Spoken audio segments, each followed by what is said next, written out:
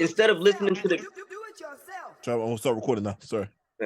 right, so instead of they took it as a personal attack because instead of them looking at it like, look at the information he just gave us, they looked at it like he's trying to tell me I'm not independent. Yeah. They're missing the whole message. You understand? Like, Yeah. you could believe you're independent if you want to. That doesn't bother me. What I'm saying is, look at what's happening right in front of your face. Yeah. But You brother, understand? Like, you can't ignore what's going on in front of your face. Like, you see what we're getting paid per stream. Like, you see that. That's not a myth. That's in black and white. listen, brother, what you're saying again, most artists are selfish people. I work with them. Right. I'm an artist myself, but I don't think like a music. And let's be real with you, because I work with a lot of artists. A lot of artists are delusional. And I don't mean that in a negative way, I because know they. to be I an know artist, they. to be an artist, you almost have to be slightly delusional to write some of the things you write, to make some of the music you make, because your mind has to go to a different place to do a lot of that. So you have to be partly delusional. Yeah. But they're delusional when it comes to real life. Of course. You understand? Because they're mixing both worlds. They're mixing their creative world with real life, and then they're not seeing what's happening right in front of them, and that's the problem. And then they get mad at me for saying some shit like that. So because back to what it is what it is, bro. Because I'm an artist myself, okay. And I also work with artists. I've worked with artists, right. And when I want to help every artist in the world. And then when I start actually trying to do that, I realized that they're just selfish people. Okay, they only care about they only care about their wants and their needs only. Not all of them, but about 90% of them are like that. So when you brought up that thing, when you brought up the cold reality of the truth of you're independent, but it's a perception of what you have independence, because at the end of the day, the shareholders run the show. Whoever owns the share in the company owns the company. Most artists want to accept that because they feel like, oh, it kind of takes away their I don't know, it takes away their, and it don't take away your independence. What you done was provide valuable information that no one's gonna give you. You know. And here's what I'm also telling them. Instead of you trying to fight to be independent, you're better off signing a deal with these major labels and playing with the dudes that are really in play.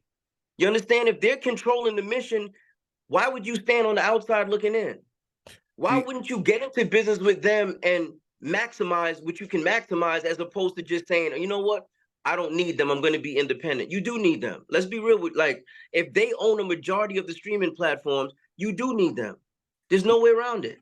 Okay, this is why I bring on the show today. I've got some great questions to ask you. I think we'll start now. So this is the Truth in the Booth podcast, and I've got one of the most talented people, producers that I've ever heard. I don't use the word legend because the word legend gets thrown around too much. I'm talking about talented, okay? Talent, actual and true artist. Someone who's true to their craft, okay? It's very rare we meet people like that and come across people like that, because a lot of people who are legends aren't even talented, okay? So you're talented, okay? Your work don't get boring. Like, come on, all the Dipset stuff. Come on, I play that today when I was driving. It's just a beat by itself. You know what I'm saying? Like, I mean, seriously, this is a big interview. Like, you got serious talent. Like, most people in hip hop aren't that. They're not that talented. I mean, honest, but they got legendary status because they sold records or they got Grammy. But at the end of the day, it's about the art. Like, look at Shakespeare. I never seen Shakespeare in my life. Shakespeare died 500 years ago, but we still talk about why, because we know his work. Same for you. We know you 20 years later. We still know your work. Like, you gave Dipset that sound. Everyone knows Heatmakerz. Everyone in London knows Heatmakerz. But it's just. I gotta get out to London, man. I gotta make it out there. I never been out there. I've got a lot of questions I want to ask you, and you're saying that artists need labels. Now, my first question to you is, I don't actually agree with that. I agree with you, but listen, let me clear it up first. I'm not saying they need it. I'm saying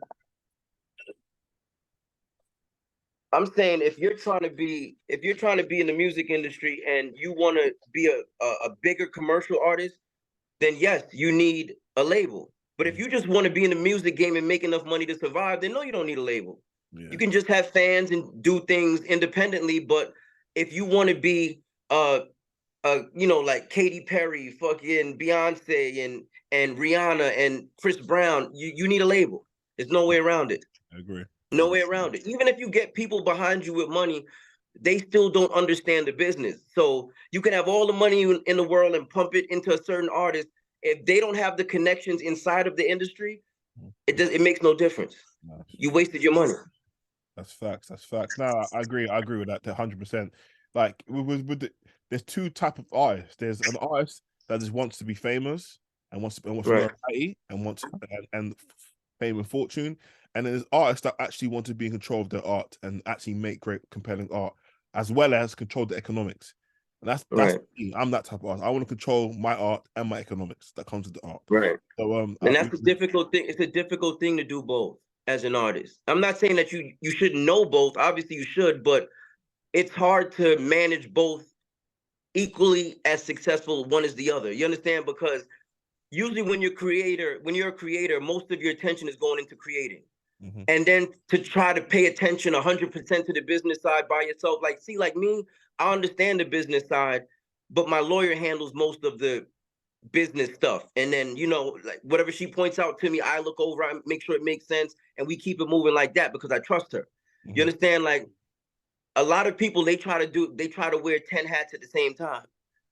I'm not saying you can't own 10 hats and know how to maneuver in each of them, but at the end of the day, you got to focus on what's really the money maker. Like to me, I'm a producer. My production is the money maker.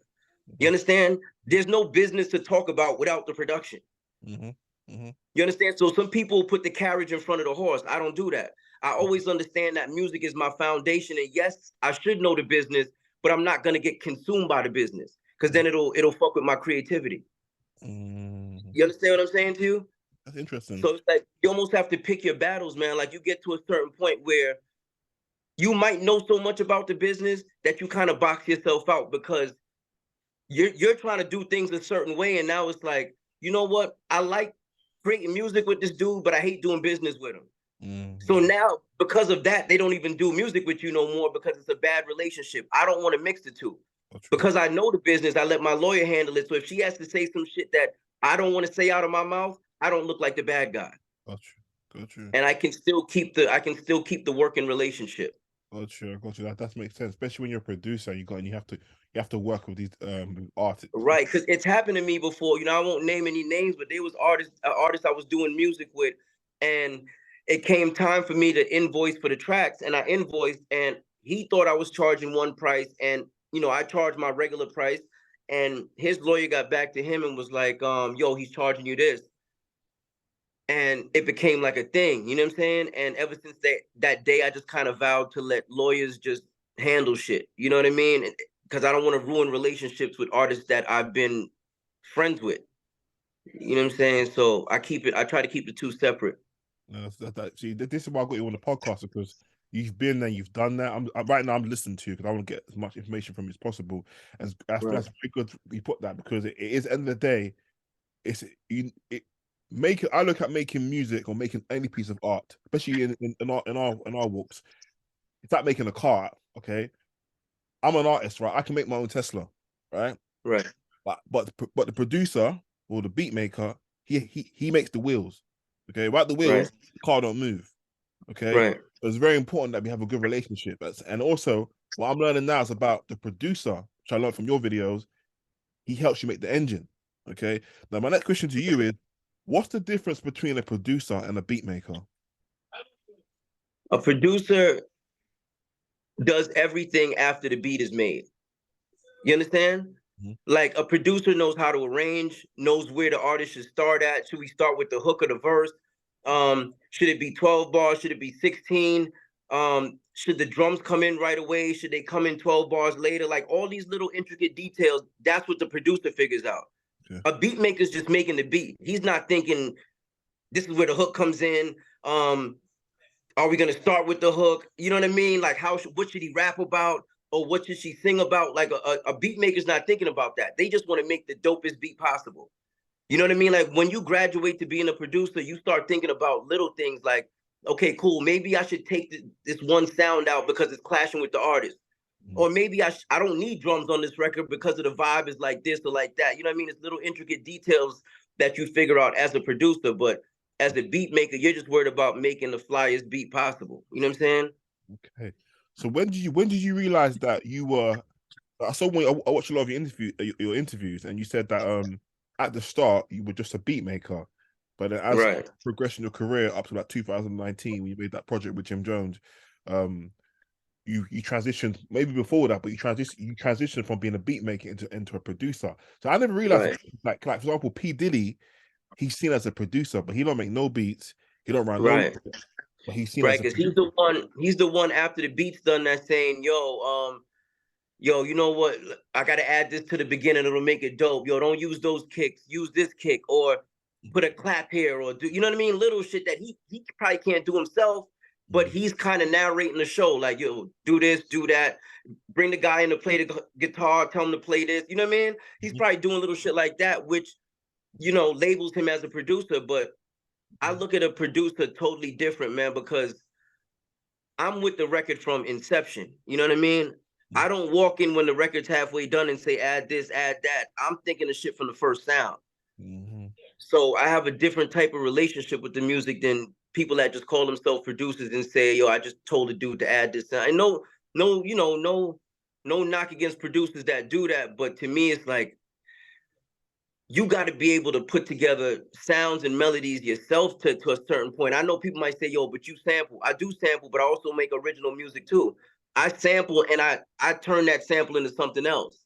I'm not just taking a sample and looping it and playing it over and over again. I'm chopping it up into 8 to 10 pieces, and I'm rearranging this shit and speeding it up, slowing it down, doing whatever I got to do, adding voices on top, adding strings, bass line. You understand? So I'm doing more to that record than more than people really realize. Kanye West samples, okay? He samples, but with you, I don't really look at it as you're sampling, but I think that's just you've got. Not everyone has your style. You have a certain style that we all know.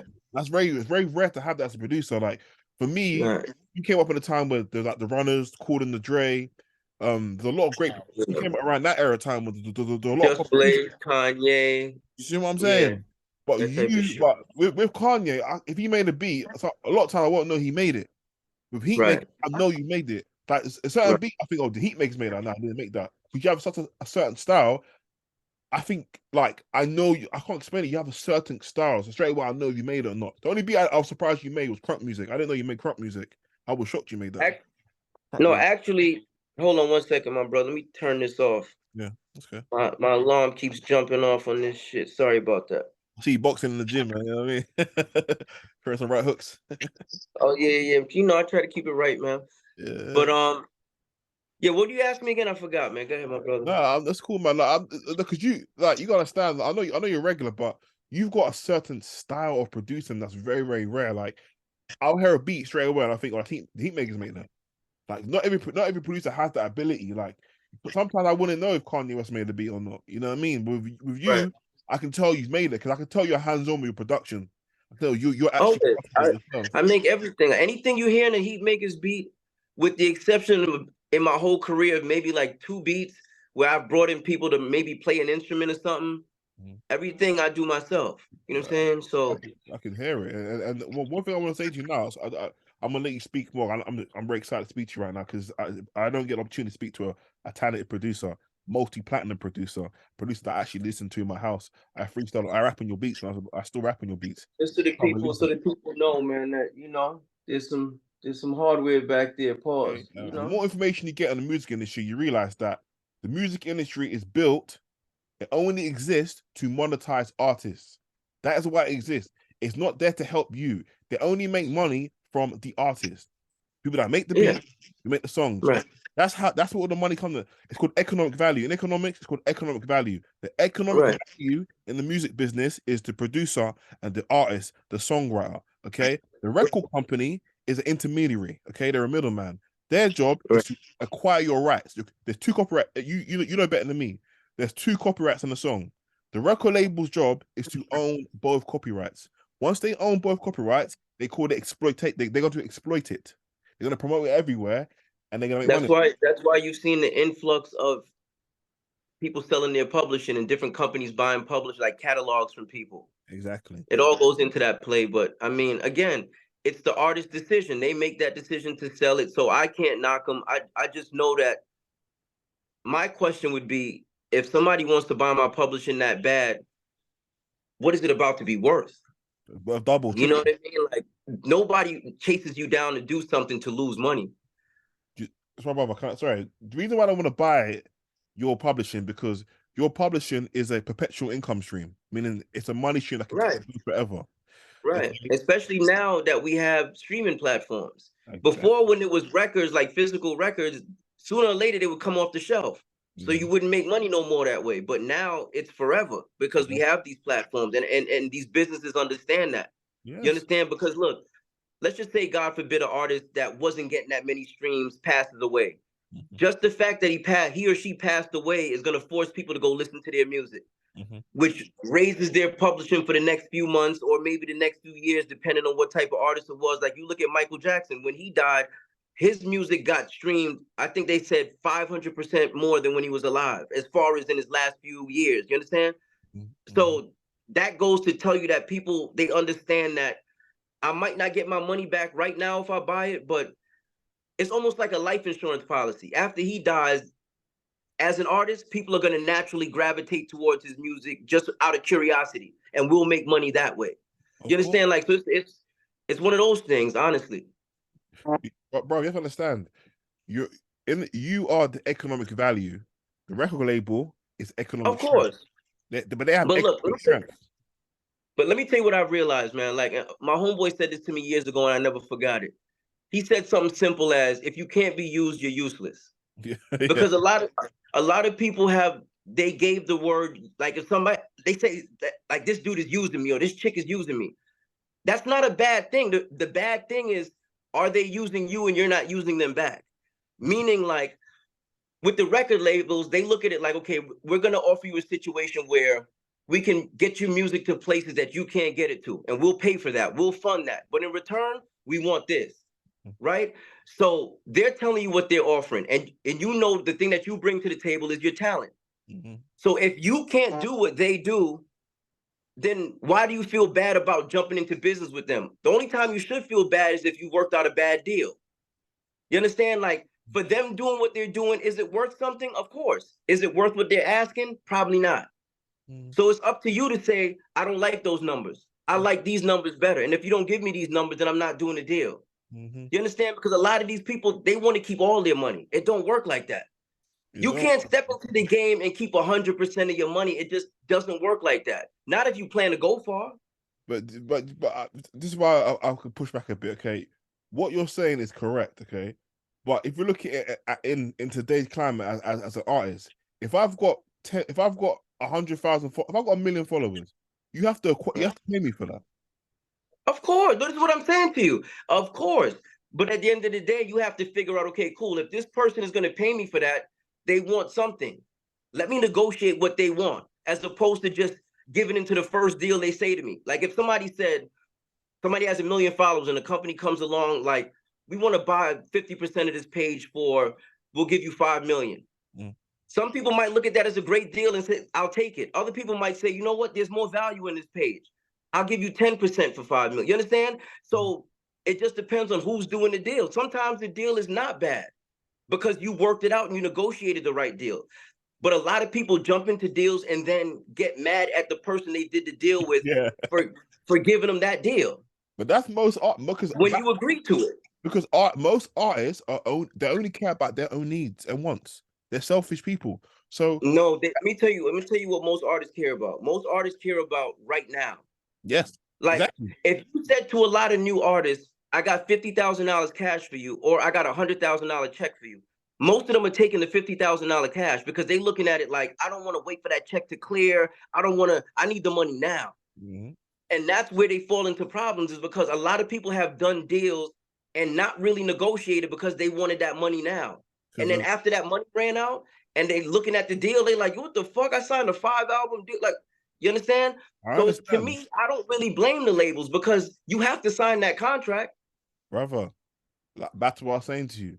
Because they are selfish people. They only care about their wants and needs only. That's why they see 50K and they've got no money in the bank, they're signing it because it's going to help them. Yeah, but I don't know if I can say they only care about their needs. I just feel as if they live in the moment as far as, I need that now. Okay, cool. I need a place to stay now. They offer me 50,000, even though my shit might be worth $500,000. I'll take this 50 because they offered it to me now. And then I'll figure out how to get out of this deal later. You know what I mean? A lot of artists do that. And then this is what I say about artists. Artists, they're selfish people. they will sign that bad deal, and yeah, but you can't say that. You're an artist. You can't say artists are selfish people. But see me, I'm an artist, but listen, I'm not like them. I don't think like them. You Yeah, but understand? that's what I'm saying to you. Once it's not 100%, then you can't make that statement, because I think there's a lot of artists that might be like you. Like, I'm an art. I consider myself an artist. I'm not a selfish artist.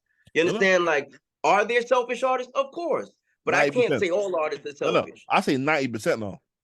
Nah, that might be too much, man. I would honestly say I would say 50-50. I say If 90%. some artists are just straight ignorant, they're not selfish. They're just straight ignorant. There's a percentage that's straight ignorant, but there's another large percent that is selfish, which might be 50%. But I Listen, wouldn't say 90, because I've met a lot of artists that are far from selfish over my most art, years. most artists I'll come across, they only care about their wants and their needs first. They But won't get out of bed. where they at in their career when they're doing this? They can be at the. I'm looking at the start of their career. Okay, Right. Any deal now? Back in the day, I'd be like, cool, because it's a monopolized game. You have no other choice. But now you have a choice. Right. You sign a bad deal. That's Listen to what I just explained to you exactly what it was. Okay, so now you're talking about brand new artists that are selfish because they looking at it like, I want to win now. I'm watching everybody else on Instagram win now. I want to win now. They don't understand the process. They don't understand the dude that you see winning now had to work for 5 years to win now, or had to work for 10 years to win now. You understand? Like, they have a false perception of how this game works. So of course they come across as selfish, but they don't know no better. They haven't been exposed to enough. What you're saying is true, but listen, I work with a lot of artists and they don't care. All they care about, what's in it for me. That's all they care about. What's in it for me? Yeah, because they don't know no better. They haven't experienced enough of the game to understand. Like, you'd be surprised how many artists don't understand publishing at all. They don't know nothing. Don't understand residual income. Don't understand none of that. Don't understand points on a record. They don't understand none of that. You understand? Because to them, it's all about, oh, what's he gonna pay me for this right now? 10,000, 5,000? All right, cool. And then when the record pops, they didn't work out no publishing. They realized they don't have none now because they didn't even talk about it. Somebody else got their publishing. You understand? So when a lot of people make comments, even under the shit that I put up with the talking about Universal Records and shit, a lot of these dudes have never made a penny out of the music industry. Yeah. So like, who are you to even make a comment about what I'm saying? Like, I've made, you understand? I'm not even gonna say no number. I've made good money out of the music game. So why would I listen to somebody that has never made a dime? Because that makes no sense to me. No, I read in the comments because that's what I'm saying. I work with a lot of artists. When I say they're selfish, they're also very deluded. They're very also ignorant. They're very arrogant people. Now, I know I come across harsh, but I don't actually care because artists, they do my head in. Okay, I try and help them. I only help artists that want to be helped because I was to say every artist on the planet. That's just how I am as a person. But I realized they don't want to help. Like, for example, Spotify have made this new rule, which is breaking the law, where they're saying if you don't get 1,000 streams per track, the money you generate, the $4 you make, we're going to give it to Universal Records. We're going to take your $4 and give it to Taylor Swift. That is theft, and two, that's infringement on my rights. Because I know my rights. I worked in music licensing, right? In England. No, I fully agree with you. I'm just saying it's funny to me because a lot of people that are on Spotify and are on Apple Music and all that shit, they're doing it just for the shits and giggles. They don't really want to be artists. You know how much dudes I know that have put music up and probably got about 5 streams in about 3 years? And those are probably accidents. They haven't even streamed their own shit. This is what I'm telling you. Like, there's people up there that literally have 2 to 3 streams and they should have been up there for months. So that tells me you don't even believe in your own music because you're not even listening to your own shit. That's true. But my thing is this. Spotify are breaking the law. Because this is my job. My job, I have to work with companies. If you, in England, in America, if you play music publicly, you have to pay the rights holder by law. This is my job. Right. Okay. Right. So I know how the music law works. Okay. Spotify cannot tell me if they're going to pay me or not. They're using my music for commercial purposes. By law, you have to pay me my money. You can't tell me I'm going to pay you. No. You're infringing on my rights. So when I try and tell artists this, they're fighting me because they think they're going to benefit. I just think right now it's like what we're fighting for and arguing about is like we almost come across as delusional because we should have been fighting this shit years ago. Yeah. Like, to me, the fact that Spotify just did that, I mean, and not to sound selfish, but it don't affect me. Yeah, you understand? Like, I'm not gonna make $4, but what I'm saying is, the newer people on Spotify want to be mad about that. Like, you want your $4? Like, there's so much other shit to be mad about. You mad about that? They've done so much other crazy shit that why are we arguing about the $4 that they're gonna give to somebody else? You understand? Let's argue about the fact we're getting 0.003 cents per stream. Let's talk about that. Oh, I was even mad at that, right? But for me is I know my rights as an artist, right? You can't tell me that you're not gonna pay me. You have to pay me because you're using my product to get $12 every month, okay? And to get ads on there. And legally, you can't use my product without paying. If you broadcast my music, legally you got to pay. You don't tell me what to do, Spotify. But now they've got the law. When you agree to load it up to these streaming platforms, there's something that you got to agree to that says, all right, cool, I agree to all the rights and regulations of this site or whatever the case is, and all of that is in that. So they're pretty much saying to you, if you don't want that to happen to you, do not put the shit up here. That's what I done. I took all off. I took all my off. Well, that's what I'm saying. So people like you gotta, when you make a stance and stand by it, I respect that. A lot of people talk that shit and then they still doing business, which to me, if you're gonna do business continuously, don't complain no more. I hear you, bro. And again, everything I've ever said is, and I don't want people to get it confused. I've never been complaining. I'm just telling people what it is. I make good money out of music. I'm just saying I feel like I should be making more. You should though. You should be. You definitely should be. No, of course. What I'm saying to you is in the fact, like, because I look at the 0.003 cents shit, because to me it's like, who made that number up? Who was the person that did the math and said, okay, yeah, this makes sense? Who was that? And how did they come up with that number? Let me tell you why. Because they don't want to pay you any money. That's the music business. No, I get that. But what I'm saying is, with this number, what mathematician sat down and said, and figured out a formula that said, this is what one listen is equivalent to money-wise? Like, who put that dollar amount to that? That's what I want to know. And nobody can answer this question for me. You know, who is this person? Because it had to be somebody. These companies, their goal is to monetize us, okay? If they could pay us nothing, eventually they're going to pay you nothing. That's their goal, is pay you nothing. My brother, but like I was saying to you before, this is why they're buying everybody's publishing. Because if you own their publishing, then you don't need anybody's permission to put the music wherever you want to put it. Listen. You understand? If they can get a big enough catalog, do you think they need new music? Yeah. I'm not saying that they won't have new, but do you think they need new music if they have an extensive catalog? No. Right. And then now with the introduction of AI, what do you think is going to happen? If I own that music, guess what I could do now? I can make AI do multiple versions of this song now. I own this shit. This is my shit. I own the beat now. I own the all the publishing is mine. I don't got to ask nobody if I could redo this shit or add to my, like, this is my shit now. And the labels know that, but we don't know. I mean, obviously I do. A lot of people haven't thought that far yet.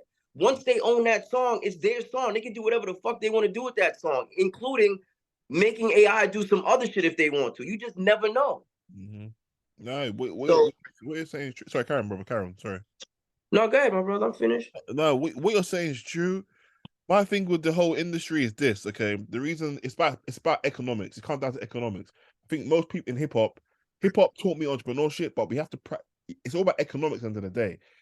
We're in their system, okay? Right. You have to make your own system. You have to become a retailer and retail your own product and distribute your own product. That is how you switch the whole supply chain on its head, okay? Most artists don't understand what supply chain is, okay? But at the end of the day, someone like yourself, even beat stars, you should have your own beat stars for yourself. You should be retailing. You sell directly. Direct to consumer is the future. But here's the thing, man. Like, you see how you figured that out? That's you. Yeah. You really care about figuring it. A lot of these people that you're talking to, they want it handed to them. They want the information handed to them. I don't know if you ever heard the saying, if you want to hide information from certain people, put it in a book. Yeah. You know what I mean? Because a lot of dudes, they go off of Google and what they read online. They'll never really do real research. Yeah. You've done that. You understand? So that's why you can make money off your own website, because you put the time and effort in. Yeah. A lot of these dudes are not built to do that. They don't want to do that. They want the shit on a silver platter. Yeah. They want to put a song online with no promotion and the shit go diamond. Yeah. That's how they think this shit works. Yeah. When it's far from that. You understand? So when I say shit like, we should do business with labels and shit like that, I'm saying that because if I can get in a faster car going to where I'm going why would I choose the slower car? Mm-hmm. Mm-hmm. If I can get further and get out the car in time to do my business and have mad time to, that means that if I sign to a label and I'm with them for 5-6 years and they make me into a huge star, and then after the 5th or 6th year, I'm still a star and I can go do my own independent shit, that makes sense. You look at Cameron. Cameron was signed to Sony first, then he was signed to Def Jam, and then when he went independent, he was already a star. So he could make whatever moves he wanted to make because they had already built him up to that point.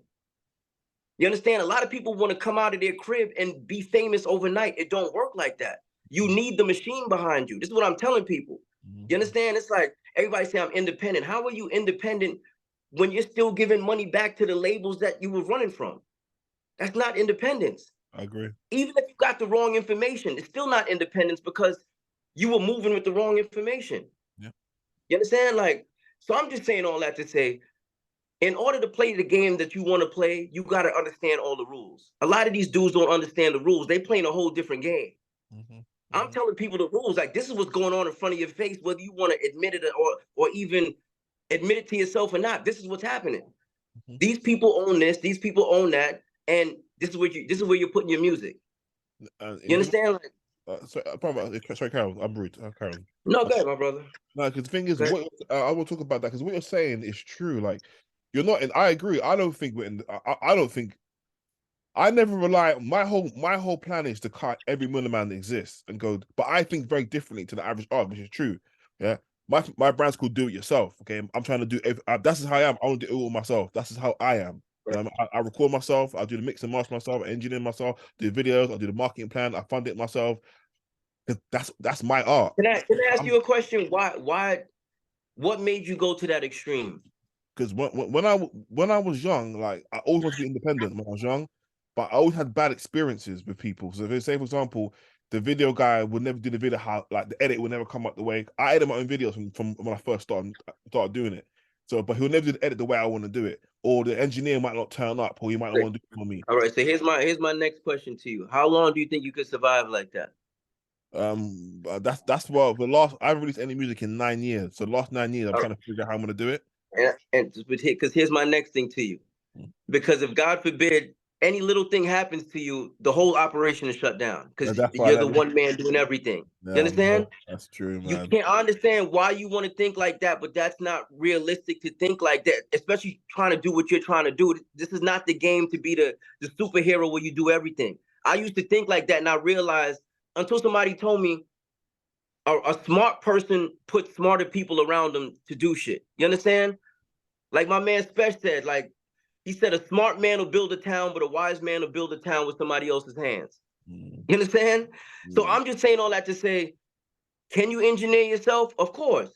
But find somebody that knows how to tweak your shit the way you like it and put them on your team. Can you shoot your videos and edit yourself? Probably, yes. But do you want to do that? Probably no. Find somebody that can do it the way you like to do it, put them on your team. This way you got more time to be creative. Because think about how much time you're missing to be creative, doing all this other shit. Shooting videos, engineering, clothing line, like yeah, I do clothing line too, but to me, I'm very different to the average art. This is all my art. You know what I'm saying? Like I don't look at it like I'm doing something different. I'm talking about time consumption. Oh, it's very time consuming. A lot of your time is being consumed by doing shit that you can have somebody else doing if you just trusted people. It is true, but the thing is, maybe when the brand gets bigger, then I might delegate. Too late then, because then you're gonna figure it out then. You can't figure it out then. With me, I don't like relying on other people because it's not gonna come out the way I want. It's not relying, man. Once they understand that this is your vision and your shit, and it's a regime after that. You're at the head of the regime. Once they understand that, it works. I'm not talking about working with a bunch of individuals that want to do their own thing. I'm talking about working with people that understand your vision and working towards your goal with you. You understand? Because it's going to get tricky sooner or later for you. Like if something catches on, something else is going to have to suffer. Like let's just say the clothing line took off. Now the music might suffer. Let's just say the music takes off now. How are you going to write new songs all the time and be shooting your own videos and editing your own shit? And it's too much, man. It's a lot, basically with the clothing line. Like 86% of my revenue comes from merchandising, and that even now I've stopped doing merchandising because you have to be in a whole different mindset to do merchandising. My brother, that's what I'm telling you, man. Look for partners now. Look for partners now. I'm taking that in. Thanks for that. It's good information. Because nah, trust me, my brother. You're gonna need save that. yourself a lot of time and headaches, man. Nah, I'm taking that in because I agree. Even me, I was the same way. I didn't trust nobody to do nothing. Like even with the El Capo album, I mixed it and mastered it myself. But I did that for selfish reasons. But most of the time, I like people to help me out because at the end of the day, I got so much shit that I'm doing. If I can get somebody to help me out with something, it makes the weight lighter. You know what I'm saying? And for you, it's the same thing. Sooner or later, you're gonna look up and you're trying to do a million things and you can't do them all correctly because you got to put this amount of time into this, and then it gets too crazy, man. Like put a good team around you, man. That's what you need. A good. You can overlook their work, but at least have people around you that can start shit up for you. Like if it's a video, they can start the edit. You could probably look at it and be like, nah, let me change X, Y, and Z, but you don't have to do it from scratch. You know what I mean? Like you need that type of help, man, just as an entrepreneur that's starting out because it gets taxing after a minute. I like that. Thanks. I'm definitely gonna do that one. I like that, especially with the video. That's definitely something I'm gonna delegate, man. Because I can get someone. And there's so many guys out there that are like up and coming video directors that can't wait to work with somebody. They looking for somebody to work with. Yeah. No. So find somebody, you know what I'm saying? Find them, put them under your wing, man, and groom them. And even if it's about giving them some type of ownership in something that's going on, like so they feel motivated, you might have to do that. You know what I'm saying? Like, but you need that. No, I agree. I'm listening, bro. I'm definitely agree because videos take too long on that one, and I'd rather delegate that one because I don't really need to do that one. But so back about you though, about me, about good information. One question I want to ask you though is this: how do royalties actually work? Like, say for example, if I buy a beat from you, does the artist own the beat outright, or does it like how's it all that work? So what'll happen is this, right? So the artists they'll own the record, but as a producer, I get points on the off that record. Most producers, the average points will be 2 or 3 points, and those are percentage points. So let's just say off of the total sales, I have 3 points. That's 3 percentage points. So 3% of whatever this record makes, but the label owns the rest as the producer. You understand? The artist will have his own splits, whatever the case is. But those type of royalties, your mechanical royalties, come once every 6 months. You know what I mean? Like if you made any money. And that's nowadays off of streams, physical sales, and things of that nature. But then separately, you have like licensing and shit like that. Like the other day, they just licensed Killer Cam for Thursday Night Football. So they'll give you a quote like, we'll pay this amount every time we play it. And that's good money because sometimes you're talking about $1,000 to $1,500 every time they play it. And sometimes they can fuck around and play it 4 times in one episode. You know what I'm saying? And they might play it week after week after week. So it adds up after a minute. So those are different ways to get. Then you have your your performance royalties, like your BMI, your ASCAP, shit like that, where you'll get money off of radio play and any type of TV play. You know what I'm saying? Shit like that. And that's quarterly. They pay, well, BMI pays out quarterly. I don't know how ASCAP does. But all these things add up. You know what I'm saying? That's like your retirement plan as an artist. It should be if you make a big enough record for it to last, because people have like a misconception about royalties that you just always make money. If the record ain't hot no more, nigga, your royalties ain't crazy no more. People think like they look at a certain artist and they're like, yo, he must be good. He made this record. Yeah, but he made that record 25 years ago. He probably makes $150 every 6 months. Like, he don't get shit. You know what I'm saying? Like, people don't understand that. They don't understand that royalties are only as good as how hot the record is. You know what I mean? Like, it's not, royalties don't last forever. Some artists, you look at them and be like, yo, why do they look like that? Because they're broke. Their last real hit was 20-something years ago. Like, they was living off their royalties before, and now the royalties is down to dust. People aren't using the music. They're not using it. They're not using it in adverts. They're not listening. They're not. I mean, they might license it from time to time, but then when you license a record, you busting that down with everybody that's on the record. You know what I mean? So if they say, cool, we're gonna pay $1,500 every spin, like let's just say for Killer Cam, if they say we're gonna play $1,500 every time we play it, Cam owns 50%, I own 50%, so we got to bust that in half.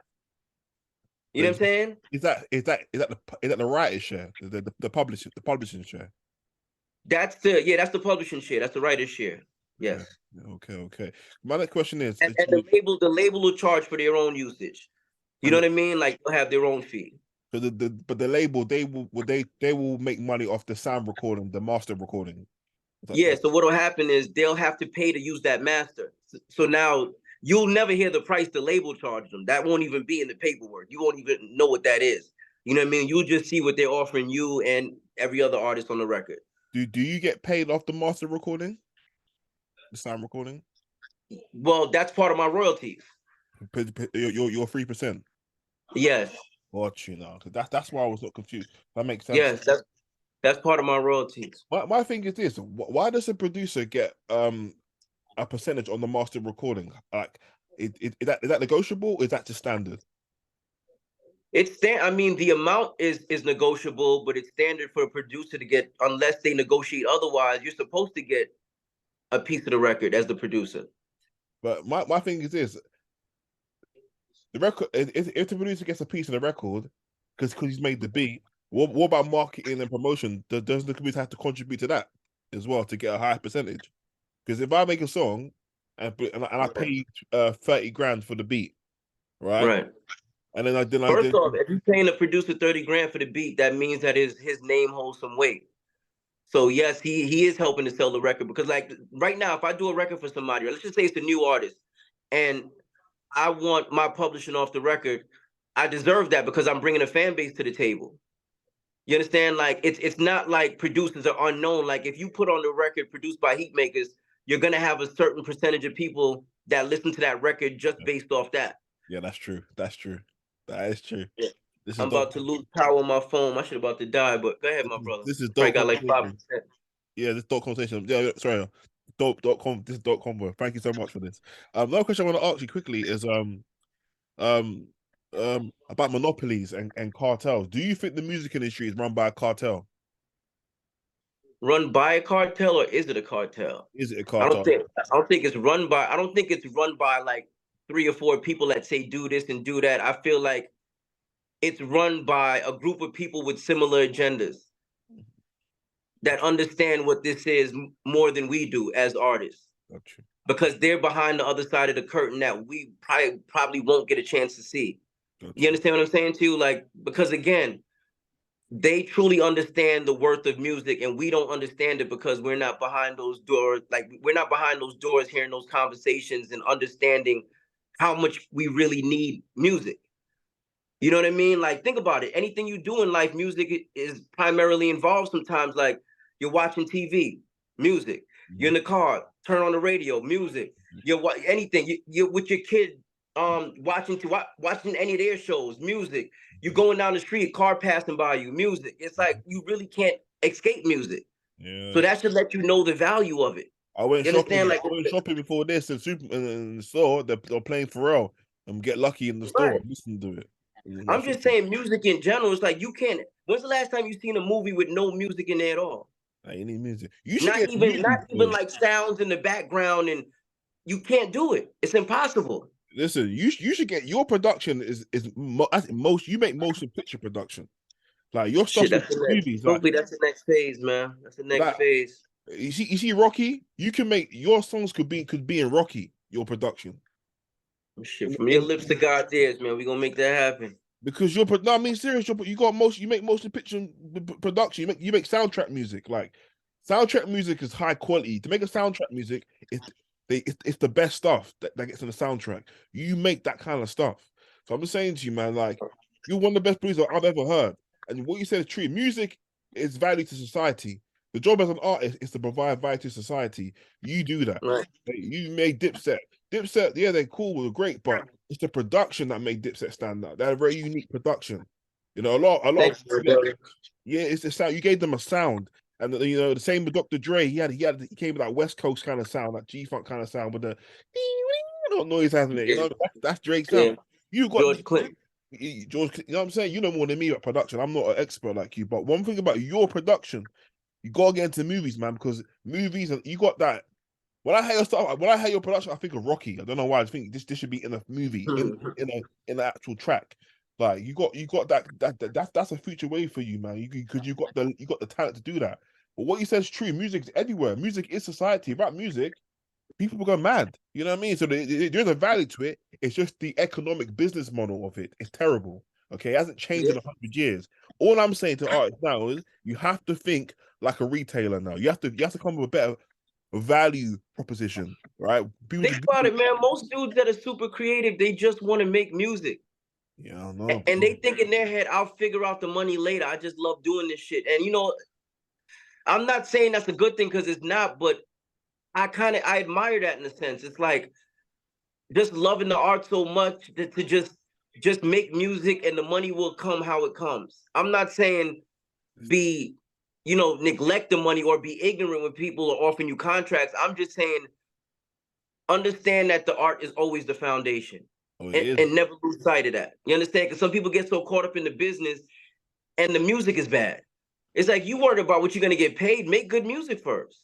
But my thing is this: I agree with the arts, and the art's always first. I'm an artist, right? If you ain't got great art, there's no point even being an artist. And I'm talking any art, writing a book, making a movie, making a beat, making a rap, making clothes, even boxing is an art. You have to be great. Don't want okay. But the next step, after that, you have to have great marketing. Then after that, great distribution. But you have to, and after that is your economic business practice has to be in place now. There's no more excuses for artists. The reason why artists will not respect society. But don't forget, man, you need something to be like economically aware of. A lot of these dudes are worrying about the business and they're streaming 17 times. Yeah, but you understand? Like they're putting the carriage in front of the horse. It's like, okay, cool. Get something to worry about first before you start worrying about it. I'm not saying don't know the business. You should. Everybody should. If you're in it, you should know the business. But what business are you handling if your music's not moving? And that is the business. The music is the business. So if your music is going nowhere, what are you handling business with? Reason why I say that. I think that. Sorry. I think that's a lot of artists' problems because they're worried about the end result. Meanwhile, you haven't even mastered stage 1 yet.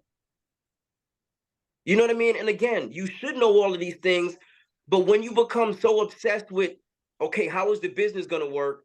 But yet you have nothing to handle business with. It doesn't add up to me. It's like, here's what happens a lot. I'm gonna tell you. When you start having something to handle business with, you figure out business.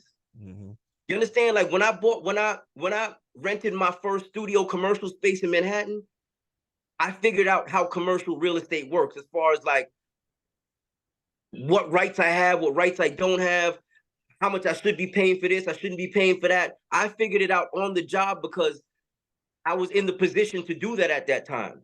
If I would have worried about it before I was in that position, I would have just been creating problems for myself. Like life helps you out, helps you figure out problems if you just get to that point first. True. You understand? Like to me, get there and then figure it out. True. You can, because that's the best way to figure it out. True, if you think you have the knowledge and you get there in real life, life is gonna throw you a curveball and you're gonna figure out like, oh shit, I didn't know that. Happens all the time. 100%. Happens all the time. So I'm saying, worry about what you need to worry about. Don't worry about shit that ain't happened yet, could happen, might happen. Who gives a fuck? Yeah. Worry about what's in front of you right now. The other shit might come, might not come. Who fucking knows? So why are we worried about that? Let's worry about, if I make music, I'm going to worry about how to make and produce the best song I can make today. What I'm going to do with that song, I'll figure it out when the song is done. And I know I got something to work with. I can't worry about that before I have the product to work with. It don't make sense. You know what I'm saying? But my brother, my phone is actually about to die, man. I don't want this shit to die on you while we talking. Okay. But this is an open line for you, man. You can hit me anytime, my brother. Oh, thank you so much, man. Maybe do all love. Is that okay? Like a part 2? Yeah, we do a part 2, man. We do that. Thank you so much for your time. God bless you, man. I really appreciate your time. God bless you, man. Thank you so much, man. Hit me up. It's all good. Oh, thank you, man. I definitely will. Peace up, man. I appreciate it. Peace up. Peace.